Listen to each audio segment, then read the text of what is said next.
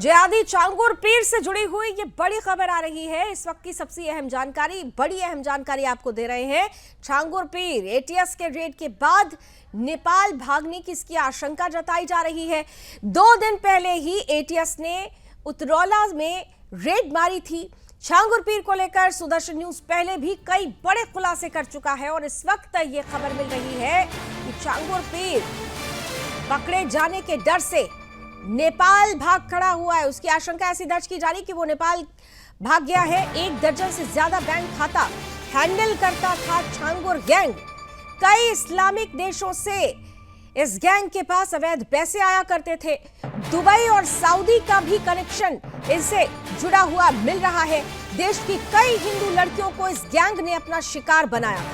नाबालिग धर्मांतरित हिंदू लड़की चांगुर के घर पर मौजूद थी जब चांगुर के घर रेड डाली गई। हिंदू लड़कियों को लव जिहाद में ये फंसाया करता था। आइए ज्यादा जानकारी ले लेते हैं। ब्यूरो चीफ उत्तर प्रदेश रजत मिश्रा हमारे साथ जुड़ चुके हैं। रजत, ये बड़ी खबर कही जा सकती है क्योंकि एक तो चांगुर गैंग जिस तरीके से मुश्किलें पैदा कर रहा था और अब चांगुर गैंग के लोगों पर दबिश देना, लेकिन चांगुर का खुद पीर चांगुर का नेपाल फरार हो जाना ये एक चुनौती भी है और आने वाले समय के लिए ये एक बड़ा टारगेट भी है प्रशासन के लिए उसे पकड़ना। चूंकि इंडो नेपाल बॉर्डर ये एक ओपन बॉर्डर है और अतरौला बलरामपुर का जो पूरा क्षेत्र है, यहाँ से नेपाल की तरफ भागना और नेपाल से भारत की तरफ आ जाना ये बहुत आसान है और इसी का जो फायदा है वो इस चांगुर पीर ने उठाया है। और जिस समय एटीएस की ये पूरी एक्शन हुआ उस समय ये वहां से भागकर नेपाल की तरफ चला गया और उसमें ये जो इसके एक बेटा और उसका एक साथी, इन दोनों लोगों को एटीएस ने गिरफ्तार किया। ये जो धर्मांतरण का काम है ये बहुत लंबे समय से ये उस पूरे क्षेत्र में लगातार कर रहा था और उसके लिए बाकायदा विदेशों से इसके पास अकूत संपत्ति भेजी जा रही थी, फंडिंग हो रही थी, जिसके तहत उसने एक अपना साम्राज्य धीरे धीरे करके उतरौला और बलरामपुर के आसपास के क्षेत्रों में, नेपाल बॉर्डर के आसपास के क्षेत्रों में खड़ा किया था। लगातार जो कार्रवाई हो रही थी उसमें एटीएस ने भी एक मुकदमा दर्ज किया था 2024 में। लखनऊ के गोमती नगर थाने में ही ये मुकदमा दर्ज किया गया था, जिसके तहत एटीएस ने छापेमारी की है, एटीएस ने एक्शन लिया है। उससे पहले गवाहियों के लिए भी लोगों को बुलाया गया था। तो ये जो पूरा नेक्सस है, उस नेक्सस को अब एटीएस लगातार क्रैकडाउन करने की कोशिशों में लगा हुआ है। इससे पहले भी धर्मांतरण गिरोह के कई बड़े लोगों को एटीएस ने दबोचा था और उसके बाद ये पूरी चेन की जो कनेक्टिविटी है वो स्टैब्लिश हुई थी और लगातार एटीएस छापेमारी कर रही थी। चांगुर पीर ये एक जो अंगूठियों में लगने वाले पत्थर होते हैं उनको बेचने वाला एक मामूली सा आदमी था, लेकिन आज की तारीख में तकरीबन 500 करोड़ से ज्यादा की संपत्ति इसने अपनी अर्जित करके वहां पर न सिर्फ बड़े बड़े मदरसे और उसके साथ साथ अब तो कॉलेज तक बनाने की जो योजना है वो चांगुर की चल रही थी। तो ये जो पूरा एक इकोनॉमिकल सेटअप था, ये सेटअप खाड़ी के देशों के माध्यम से बन रहा था और उसके ऊपर कोई रोक टोक नहीं थी। और इस पूरी चीजों को, इस पूरे नैरेटिव को एस्टेब्लिश करने के लिए उसने न सिर्फ प्रधानमंत्री नरेंद्र मोदी तक की तस्वीरों का गलत इस्तेमाल किया, उसके अलावा उत्तर प्रदेश के मुख्यमंत्री योगी आदित्यनाथ के नाम तक का इस्तेमाल किया गया। लेकिन मजेदारी वाली बात यह है कि प्रशासन की नजर तब तक इसके ऊपर नहीं पड़ी जब तक सुदर्शन न्यूज ने इसको एक्सपोज नहीं किया। जब सुदर्शन न्यूज ने इसको एक्सपोज किया उसके बाद जो एफआईआर दर्ज थी उनके ऊपर धीरे धीरे एक्शन होना शुरू हुआ और अब चांगुर पीर का जो राइट हैंड था, उसका बेटा महबूब, उसको एटीएस ने पकड़ लिया है। और उसके साथ साथ दूसरा एक आदमी जो पहले हिंदू था, नवीन, अब उसको बदल के उसने इस्लाम कबूल किया था, तो वो इसके साथ में काम करता था। उन दोनों लोगों को, जो इसके राइट और लेफ्ट हैंड थे, दोनों हाथ थे इसके, उन दोनों को अब एटीएस ने पकड़ा है। और अब इनके निशानदेही पर एटीएस को उम्मीद है कि वो जल्द ही चांगुर तक भी पहुंचेंगे। अगर वो नेपाल गया है तो नेपाल से उसको कैसे अरेस्ट करके लाया जाएगा, ये जो तमाम रणनीति है इसको लेकर जरूर एटीएस काम करेगी। और उसके साथ साथ जो एक चेन सिस्टम था, इकोनॉमिकल चेन सिस्टम था, खाड़ी के देशों से कैसे फंड लाया जा रहा था, उसको यहाँ पर किस तरीके से यूटिलाइज किया जा रहा था और यहाँ से कौन कौन लोग पीछे से, पर्दे के पीछे रहते हुए इस ढोंगी को सपोर्ट कर रहे थे, ये तमाम जो सारी चीजें हैं वो अब पूछताछ में जरूर सामने आएंगी।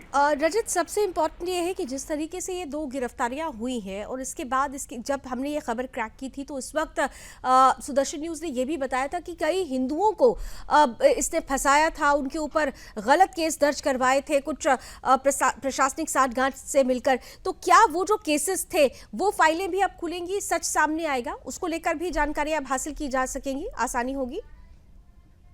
बिल्कुल, देखिए निश्चित तौर पर जब चीजें इंटरगेट होंगी तो निश्चित तौर पर सारी चीजें सामने आएंगी कि आखिर किन किन लोगों पे, क्योंकि जिसने भी इसका विरोध करने का प्रयास किया उस क्षेत्र में, वहां पर पैसे के प्रभाव के चलते इसने सारे लोगों को दबाया, न सिर्फ उनको झूठे मुकदमों में फंसाया बल्कि उनके ऊपर अलग अलग तरीके की प्रताड़ना करने वाली कार्रवाइयां भी करवाई और उसमें प्रशासन के लोगों का इन्वॉल्वमेंट भी बार बार सामने आया। तो अब धीरे धीरे निश्चित तौर पर ये सारी चीजें साफ होंगी कि किन किन लोगों को इसने टॉर्चर किया और न सिर्फ फर्जी मुकदमों में फंसाया, उसके अलावा चूंकि इसके संबंध महाराष्ट्र तक थे, अलग अलग जगहों पर इसका आना जाना रहता था, इसके जो लोग थे वो अलग अलग जगहों पर आते जाते रहते थे, तो वहां के माध्यम से भी अगर किसी का कोई रिलेटिव किसी दूसरे राज्य में है तो वहां पर उसको परेशान करवाना, वहां पर उसको प्रताड़ित करना ताकि इसके क्रियाकलापों के ऊपर कोई सवाल खड़ा न करे, ये निश्चिंत होकर अपने काम कर सके। इन सारी चीजों के लिए इसने अपने पैसे का भी प्रयोग किया, अपनी पावर का भी प्रयोग किया।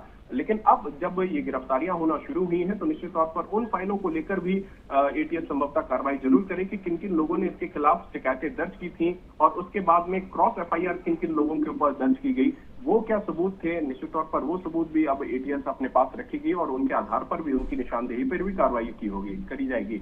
और जिन हिंदुओं को खास तौर पर इस्लाम कबूल करवाने की बात है तो उसमें सबसे बड़े जो नाम था वो नीतू का था, जिसको इसने नसरीन बनाया था, तो उसके साथ साथ नवीन जो जमालुद्दीन बन गया था जिसकी गिरफ्तारी हुई है।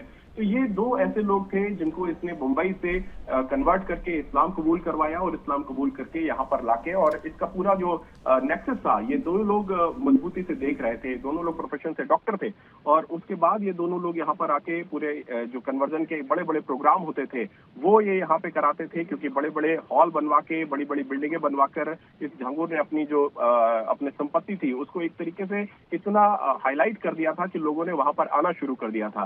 तो ये जो एक पूरा सिस्टम बनाई, बिल्कुल रजत, चलते चलते एक बहुत महत्वपूर्ण प्रश्न इसका जवाब दे दीजिए। ये जो नाबालिग हिंदू बच्ची इसके कब्जे में अभी है, जो इसके घर पर पाई गई है, उसको लेकर कोई जानकारी मिल पा रही है? क्योंकि उसका संरक्षण, उसको सुरक्षित निकालना अब बहुत जरूरी हो गया है, उसका धर्मांतरण भी करा दिया गया है। देखिए फिलहाल अभी एटीएस ने इस चीज को साफ नहीं किया है कि उस जो बच्ची है उसको अब कहाँ रखा जाएगा, क्योंकि नाबालिग है तो निश्चित तौर पर उसको नारी निकेतन केंद्र की तरफ भेजा जा सकता है, लेकिन उसके लिए अदालत के आदेश चाहिए, तमाम एक उसकी न्यायिक प्रक्रिया है, उसका पालन करना पड़ेगा। तो वो अभी चीजें साफ नहीं हुई है कि कोर्ट उसको किसके संरक्षण में देगा। अगर नारी निकेतन केंद्र भेजा जाता है तो निश्चित तौर पर कोर्ट के ऑर्डर के थ्रू पुलिस उसको नारी निकेतन केंद्र भेजेगी। चलिए, बहुत बहुत धन्यवाद रजत हमारे साथ जुड़ने के लिए, इस खबर पर विस्तार से जानकारी देने के लिए। तो एटीएस रेड के बाद छांगुर पीर के नेपाल भागने की तो आशंका बढ़ गई, लेकिन जिस तरीके से उसके बेटे और सहयोगी को गिरफ्तार किया गया है, इसे एक बड़ी कामयाबी माना जाएगा, क्योंकि उनके माध्यम से कई ऐसे नामों का खुलासा होगा जो देश के अंदर के जयचंद भी हैं और धर्मांतरण का एक बड़ा नेक्सस बनाकर उन्होंने देश के लिए मुसीबतें खड़ी कर रखी है। 2 दिन पहले एटीएस ने उतरौला में जब रेड डाली थी, उसी वक्त ये बड़ी कामयाबी मिली।